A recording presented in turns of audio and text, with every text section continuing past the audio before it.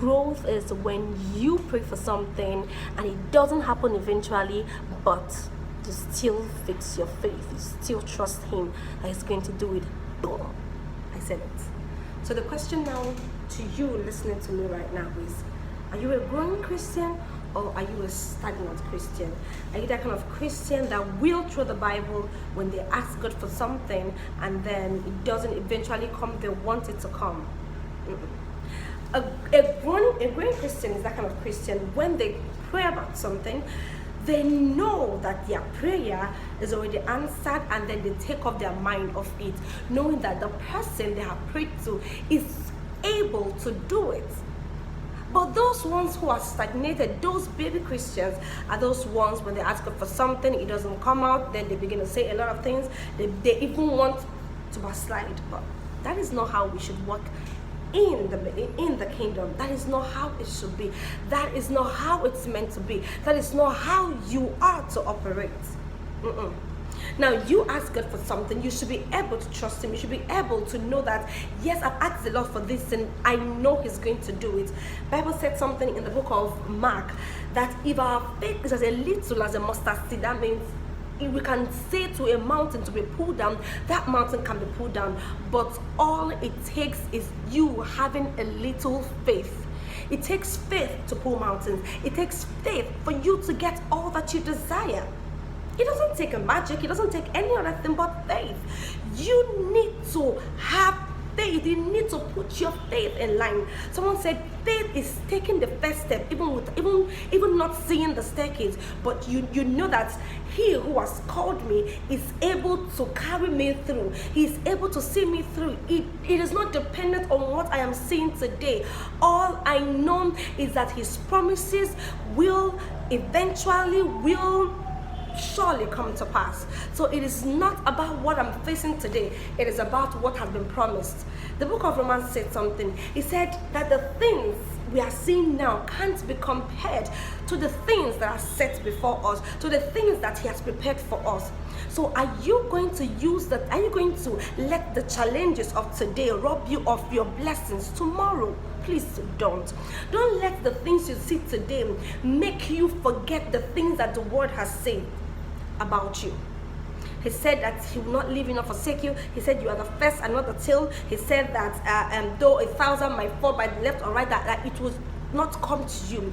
These are the declarations that you should be saying on a daily basis. You shouldn't confess negative. You shouldn't confess the things that you see. No. Once I have prayed it, or once I've prayed about it, I take my mind off it. If at all I'm going to talk about it, it is me thanking God in advance for having made it come to pass. It is me thanking God in advance for bringing it to pass. It is not me complaining about it. You have complained about that problem. What so? You've complained to Okeke, you complained to Tayo, you complained to so many persons. Now, how far? It is not about sharing, going around telling people about the problem. It's about you taking a word that aligns, a word from the Bible that aligns to your situation, and then you tell God, look at what you say, and I know that you can change this, because you said in your word that instead of your word not to come to pass, that let heaven and earth pass away. But one thing we know for sure is that His word is going to come to pass. But your responsibility is for you to believe.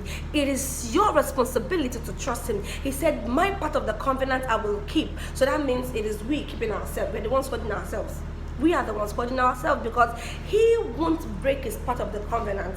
And His part of the covenant is that you are blessed, is that He can lead you, is that you are the head and not the tail. But a lot of believers, they have used their mouths to put themselves into trouble. So change today. I see change coming. Please, you gotta change. If we keep saying that Abraham's blessings are ours, and we keep saying that we are the children of Abraham, are we willing to do the things that Abraham did? Now, here is a man that God promised to give him a child even when he was 75, and we all know when God eventually gave Abraham a child. But Bible said even against hope, that he still hoped, knowing that faithful is He who has promised that He will surely do it. And God eventually did it. It doesn't matter when he does it. All that matter is he has done that the thing you have asked him of, he has done it. That's all that matter. Said in due season. There is always a due season for something. There is always a time for something. So it is not your complaints, it is not your worrying, it is not your talking about the issue up and down that will bring it. It is not. It is you having faith and trusting God and then believing. Please believe.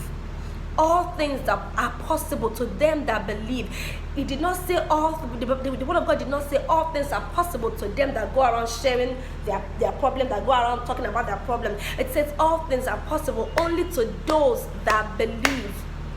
So it takes your faith. So it takes you believing. So it takes you anchoring your faith in God. So it takes you doing all the word has says. And what the word says is you gotta believe. You have to believe. Now, faith is the substance of things hoped for, the evidence of things not seen. I haven't seen it, but I know he's gonna do it. You got it? I know you did. So it takes faith. I love you and I celebrate you, and I want you to go out today. Keep trusting the Lord.